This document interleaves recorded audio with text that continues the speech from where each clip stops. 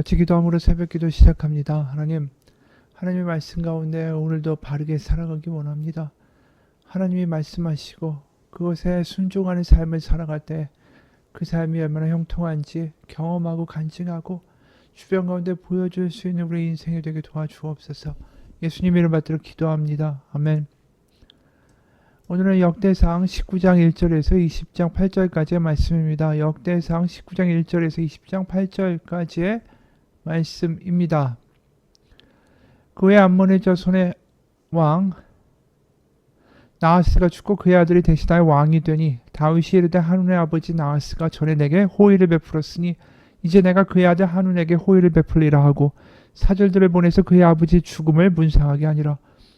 다윗의 신하들이 암몬 자손의 땅에 이르러 한운에게 나아가 문상하매 암몬 자손의 방백들이 한운에게 말하되 왕은 다윗이 조문 사절을 보낸 것이 왕의 부친을 존경함인 줄로 여기시나이까.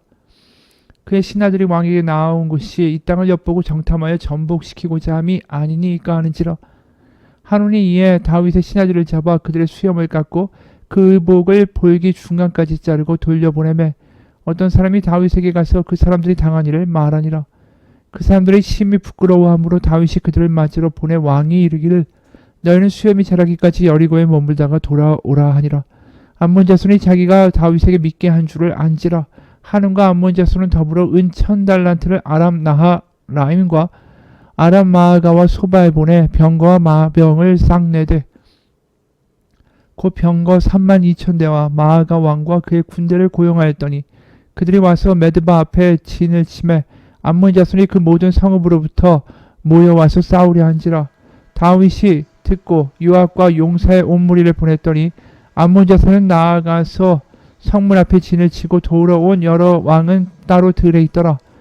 요압이 앞뒤에 적진을 보고 이스라엘에서 뽑은 자 중에서 또 뽑아 아람 사람을 대하여 진을 치고 그 남은 무리는 그의 아우 아비새의 수하에 맡겨 암몬 자손에 대하여 진을 치게 하고 이르되 만일 아람 사람이 나보다 강하면 네가 나를 돕고 만일 암몬 자손이 너보다 강하면 내가 너를 도우리라.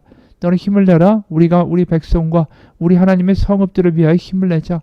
여호와께서 선히 여기시는 대로 행하시기를 원하노라 하고 요압과 그 추종자가 싸우려고 아람 사람 앞에 나아가니 그들이 그 앞에서 도망하고 암몬 자손은 아람 사람이 도망함을 보고 그들도 요압의 아우 아비새 앞에서 도망하여 성읍으로 들어간지라.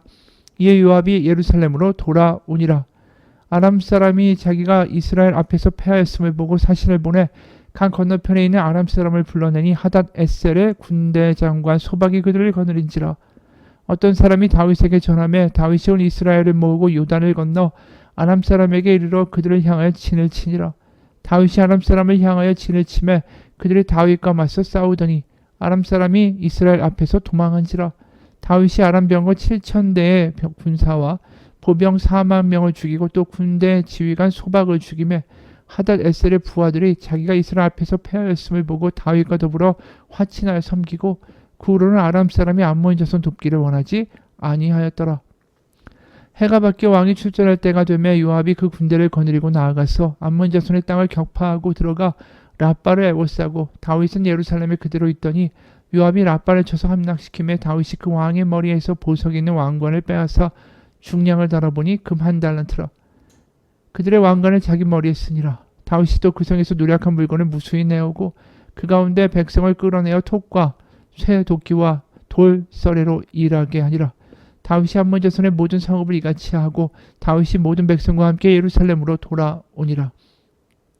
이후에 블레셋 사람들과 게셀에서 전쟁할 때 후사 사람 십부개가 키가 큰 자의 아들 중에 10배를 쳐 죽임에 그들이 항복하였더라. 다시 블레셋 사람들과 전쟁할 때 야일의 아들 엘하나니 가드 사람 골리앗의 아우 라흐미를 죽였는데 이 사람의 창자로는 배틀째 같았더라. 또 가드에서 전쟁할 때 그곳에 키 큰 자 하나는 손과 발에 가락이 6씩 모두 24이 있는데 그도 키가 큰 자의 소생이라. 그가 이스라엘을 능욕함으로 다윗의 형 시므아의 아들 요나단이 그를 죽이니라. 가드의 키 큰 자의 소생이라도 다윗의 손과 그 신하의 손에 다 죽었더라. 아멘. 오늘은 다윗이 암몬을 정복하는 내용이 나오죠. 그리고 아람에 대한 내용도 나오는데 이 내용들은 이미 18장 그 안에서 대략적으로 이미 언급된 바가 있습니다. 그리고 11절에는 이렇게 아주 정리를 했었죠. 다윗 왕이 그것도 여호와께 드림에 에돔과 모압과 암몬 자손과 블레셋 사람들과 아말렉 등 모든 이방 민족에게서 빼앗아 온 은금과 함께하여 드리니라. 그러니까 모든 주변의 민족을 복속시키고 거기서 공물을 받고 조공을 받고 또 거기서 전쟁에서 승리한 승리품들을 다 하나님께 바쳤다. 이렇게 기록되죠. 그리고 읽은 본문에 보면 아람의 이야기도 나오고, 그래서 이 아람과 암몬의 이야기를 이 오늘 본문에서는 좀 더 상세하게 더 기록을 하고 있는 겁니다. 그래서 사실은 내용이 좀 중복이 되죠. 실제로 18장 5, 6절에 보면 다메섹 아람 사람이 소바왕 하닷 에셀을 도우러 온지라 다윗이 아람 사람 22,000명을 죽이고 다윗이 다메섹 아람에 수비대를 두매 아람 사람이 다윗의 종이 되어 조공을 바치니라. 이 다메섹에 그 아람의 중심 도시가 있는 거 아닙니까? 거기를 점령했고 또 하닷 에셀, 그 하닷 에셀이 결국은 또 오늘 망하게 된다는 게 암몬과 같이 오늘은 본문에 등장하고 있는 거죠. 사실 이 아람이라는 존재가 다메섹에만 있었던 게 아니라 이 여러 군데로 흩어져 있는 도시 왕국을 이루고 있었기 때문에 다메섹이 함락되었다 할지라도 그 밖에 뭐 다른 예를 들어서 6절에 나와 있는 그 아람 나하라임, 또 아람 마아가, 소바 이런 도시에 있던 아람 족속들은 여전히 이제 자신의 군권들과 도시들을 지배하고 있었던 거죠. 그러니까 이 사람들이 결국은 암몬하고 결탁해가지고 용병이 돼서 결국 전쟁에 나온 것입니다. 스스로 결국 망할 길을 자초하고 있는 거죠. 멸망의 길로. 애초에 이 암몬도 사실은 전쟁에 휘말린 계기가 어이가 없습니다. 다윗이 암몬을 공격할 생각이 애초에 없었죠. 1절 2절 보면 그 후에 암몬 자손의 왕 나하스가 죽고 그의 아들이 대신하여 왕이 되니 다윗이 이르되 한운의 아버지 나하스가 전에 나에게 호의를 베풀었으니 이제 내가 그의 아들 한운에게 호의를 베풀리라. 사절을 보내고 아버지 죽음을 분상하게 했는데 결국 그 사절을 완전히 모욕하고 돌려보내니까 결국 전쟁이 터지게 되죠. 그러면서 이제 요압이 전쟁에 대장으로 나가는데 부대를 둘로 나눕니다. 자기가 한 진영을 이끌고 하나는 또 동생인 아비새에게 주죠. 그래서 이제 암몬의 군대는 그 당시에 이 베드바 성문 앞에 진을 치고 있었고 아람 군대는 들에 있었습니다. 그러니까 성 근처에 암몬 군대가 있었고 들에 이제 아람이 있어서 암몬을 치러 오게 되면 이제 양쪽에서 이스라엘 군대를 협공하고자 하는 계획이었죠. 근데 이제 요압이 그걸 알고 부대를 둘로 나눠가지고 각 진영을 각각 공격한 거예요. 그래서 아람 군대가 먼저 패배하고 암몬은 그걸 보고 나서 이제 우리가 양쪽에서 협공하려는 계획이 망했구나라고 성문을 닫고 들어가 버립니다. 그러다가 이제 우기가 오게 되죠. 우기가 오니까 더 이상 이제 공격을 한다는 것 자체가 어려우니까 요압이 전쟁에서 이제 되돌아와서 예루살렘으로 귀환을 합니다. 그리고 이제 아람 군대가 그날의 패배에 대해서 보복하겠다. 그래서 이제 군대 장관을 소박으로 임명하고 다른 아람의 도시 국가들한테도 이제 도움을 청해서 전면전을 치르게 되죠. 그러니까 아람의 여러 도시 국가들이 다 연합해서 이제 대군을 이끌고 나오니까 이제 드디어 온 이스라엘을 소집하고 다윗이 전쟁터에 나가게 됩니다. 17, 18절이죠. 다윗이 아람 사람을 향해 진을 치매 그들이 다윗과 맞서 싸우더니 아람 사람이 이스라엘 앞에서 도망한지라 다윗이 아람 병거 7,000대의 군사와 보병 4만 명을 죽이고 또 군대 지휘관 소박을 죽이매 이렇게 함으로 아람의 여러 흩어져 있던 도시국가들이 다 멸망하게 되죠. 그리고 성으로 들어가 버렸던 암몬과의 전쟁도 이제 건기가 오면서 비가 안 오니까 다시 재개됩니다. 그게 1절 나와 있는 말씀이죠. 20장 1절에 해가 밖에 왕들이 출전할 때가 되면 요압이 그 군대를 거느리고 나가서 암몬 자손의 땅을 격파하고 들어가 라빠를 에워싸고 다윗은 예루살렘에 그들에 있더니 요압이 라빠를 쳐서 함락시키매. 그래서 이제 드디어 암몬도 무너지고 블레셋의 그 장수들의 이야기도 20장 오늘 읽은 후반부에 나오는데 이 이야기도 이제 과거에 블레셋을 물리칠 때 이야기를 여기 뒤에다가 배치한 겁니다. 그래서 이제 하나님 안에서 승리한 이 승전 이야기들을 쭉 나열하는 내용들이 오늘 읽은 본문까지 이어지고, 내일부터는 이제 다윗이 성전을 짓고 또 성전의 여러 가지의 물품들과 또 레위인들을 임명하는 대목으로 역대기는 진행이 됩니다. 그러니까 지금까지 나온 이야기들은 결국 뭘 얘기하냐면, 다윗이 망명자였고 정말 보잘것없는 사람이었지만 하나님이 그를 세우사 그에게 언약을 주시고 그의 모든 전쟁을 이기게 하셨다. 도울 사람을 보내시고 하나님이 승리하심으로 다윗의 왕국이 이렇게 커졌다라는 이야기를 계속하고 있는 거죠. 그런데 우리가 사실은 이것만 아는 게 아닙니다. 우리가 사무엘 하를 보게 되면 오늘 읽은 본문과 이 같이 되는 시대가 나오죠. 바로 밧세바 가늠과 우리아의 살인 사건입니다. 오늘 20장 1절 보면 해가 바뀌어 왕들이 출전할 때가 되매 요압이 그 군대를 거느리고 나가서 암몬 자손의 땅을 격파하고 들어가 라빠를 에워싸고 다윗은 예루살렘에 그대로 있더니, 사실 이 대목이 사무엘하 12장 1절의 내용과 아주 똑같습니다. 사무엘하 11장 1절 2절입니다. 그 해가 돌아와 왕들이 출전할 때가 되매 다윗이 요압과 그에게 있는 그의 부하들과 온 이스라엘 군대를 보내니 그들이 암몬 자손을 멸하고 라빠를 에워쌌고 다윗은 예루살렘에 그대로 있더라. 저녁 때에 다윗이 그의 침상에서 일어나 왕궁 옥상을 거닐다가 그곳에서 보니 한 여인이 목욕을 하는데 심히 아름다워 보이는지라. 그러니까 오늘 역대기에서는 다윗이 연전연승하고 하나님의 은혜로 승리했다. 어디로 가든지 하나님이 이기게 하셨다. 그런 이야기만 나오지만 사실은 우리는 사무엘하에서 이러한 내용들도 본다라는 거죠. 드디어 밧세바를 간음하는 사건을 말입니다. 그리고 사실은 요압도 암몬을 첫 번째 1차 공격해서 이제 함락시키지 못하죠. 아람과 암몬의 이 연합군을. 그때 오늘 19장 13절을 보면 이렇게 근사한 말을 합니다.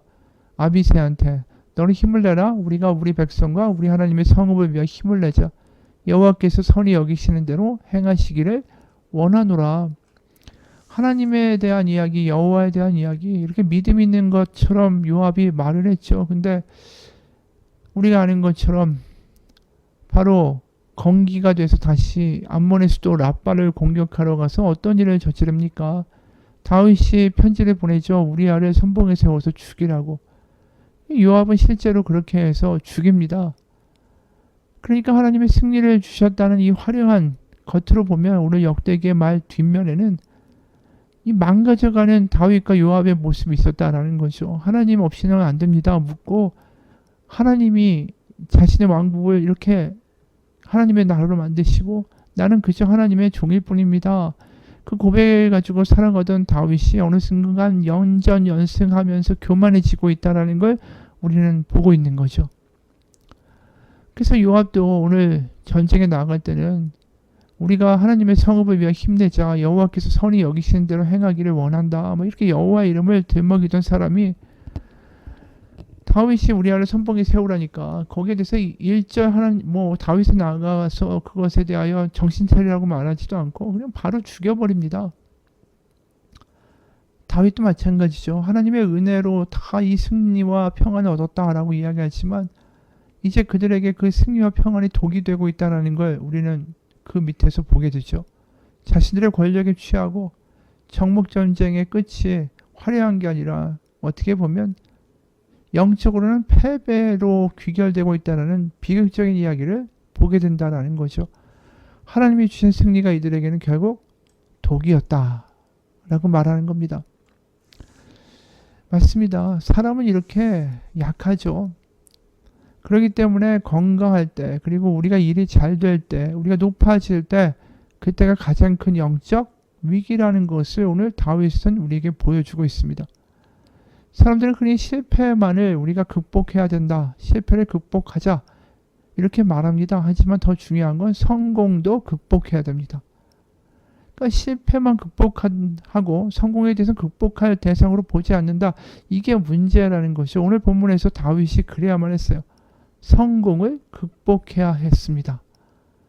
암몬과 아람과 블레셋과 같은 대적들과의 전쟁 다 승리하고, 하지만 정작 그는 자신의 전쟁에서 실패한 사람이었어요.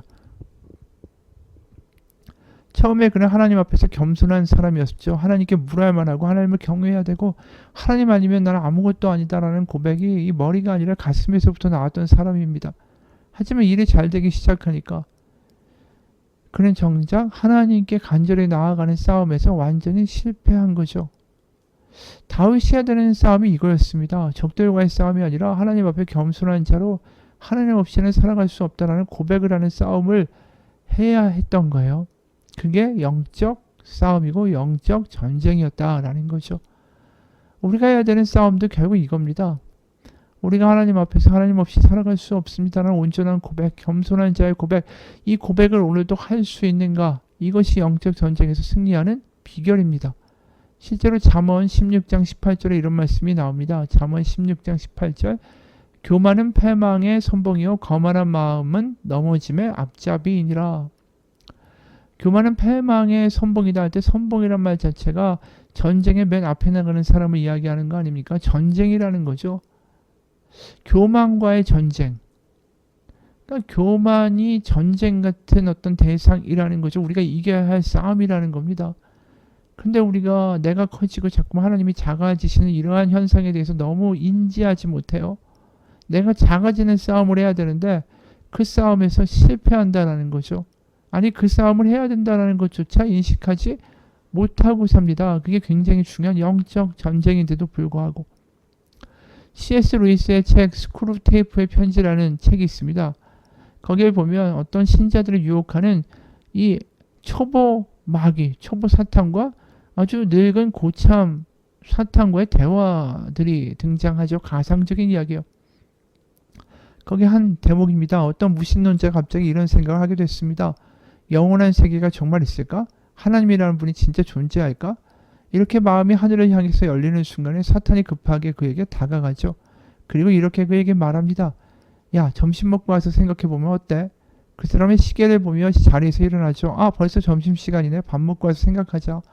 그가 바깥에 나와서 보니까 수많은 자동차와 사람들이 바삐 움직이죠. 그런 사람들에 뒤섞여서 그는 걸어갑니다. 그때 사탄이 이렇게 그에게 말합니다. 이거 봐. 우리 인생이 먹고 살기가 얼마나 바쁘고 정신없는데 한가롭게 뭐 영원한 세계가 있을까 없을까 그런 걸 고민해서 뭐해. 이런 사탄의 속삭임에 그 사람이 이렇게 화답합니다. 그래, 이렇게 바쁜 세상에 그런 비현실적인 생각을 할 시간이 어딨어. 그냥 열심히 돈이나 벌어야지. 그 순간 그에게 열렸던 영적인 기회가 닫혀버리고 맙니다. 마귀는 손뼉을 치며 외칩니다. 성공했다.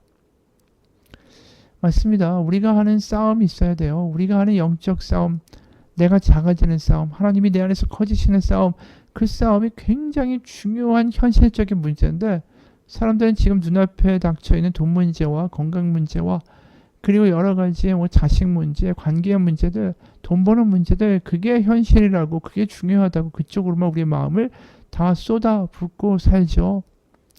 바로 사탄이 원하는 게 그겁니다. 우리가 해야 하는 싸움이 있다. 그걸 잊어버리게 만드는 거예요. 여러분, 우리가 그 싸움에서 승리하면 어떻게 됩니까? 내가 작아지고 하나님이 커지시면 하나님은 그런 작아진 나를 하나님의 뜻대로, 하나님의 계획대로 사용하실 수 있겠죠. 여러분, 우리가 매일 아침마다 매일마다 이 영적 싸움에서 하나님 앞에서 작아지는 싸움, 그래서 내 마음을 가득 채우신 하나님의 은혜가 우리를 압도해 나갈 때 우리는 인생을 매일매일 다르게 살아갈 수밖에 없습니다. 그럴 때 하나님의 자녀 되었다라는 말이 나오는 거죠. 생각해 보세요. 바다를 처음 본 사람이 있습니다. 평생 내륙에 살다가 처음으로 바다, 그 큰 바다를 보면 압도됩니다.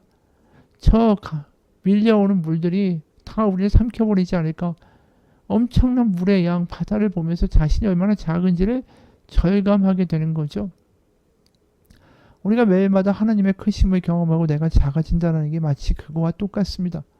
바다에 갈 때마다 아, 내가 왜 이렇게 일희일비하나, 내가 왜 이렇게 작은 거에 목숨 걸지, 이런 생각이 큰 바다 안에서 드는 것처럼 크신 하나님을 만나게 되면 내가 이 땅에 몰입해서 사는 것이 얼마나 아둔한 일인가를 깨닫게 되죠. 그리고 내가 막 복수하겠다.